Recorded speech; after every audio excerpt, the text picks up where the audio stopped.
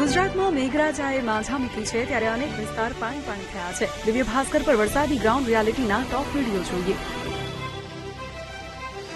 સુરતમાં એક જ દિવસમાં એક ધારો 5 ઇંચ વરસાદ ખાબકતા વિસ્તાર પાણીમાં તરબોળ થયો હતો। સરથાણા વિસ્તારમાં તો રસ્તાઓ પર પાણી ભરાતા 2 વ્હીલર ડૂબી હતી તો LP Savani park canal road પર પાણી ભરાતા વાલીઓ પરેશાન થયા। સુરત શહેરમાં મુશળધાર વરસાદને કારણે પાર્ક વાહનો પાણીમાં ઢળી પડ્યા હતા। સુરત શહેરના તમામ વિસ્તારની અંદર અત્યારે આ પ્રકારની સ્થિતિ જોવા મળી રહી છે। દેવેન ચિત્તે, દિવ્ય ભાસ્કર, સુરત। સુરતની જે આગે નાના બાળકો ભૂંજ્યા તે વિસ્તાર પણ પાણી પાણી થયો। જે જગ્યાએ આગ લાગી હતી એ જ જગ્યા છે, એ જ ઘટના છે। કરોડોના ખર્ચે ગટરો બની છતાંય કામરેજના નેશનલ હાઈવે 48 પર પાણી ભરાતા વાહન ચાલકોને તકલીફ પડી હતી। તંત્ર ઝડપથી આ વરસાદી પાણીનો નિકાલ કરાવે તે ખૂબ જ જરૂરી બની ગયું છે।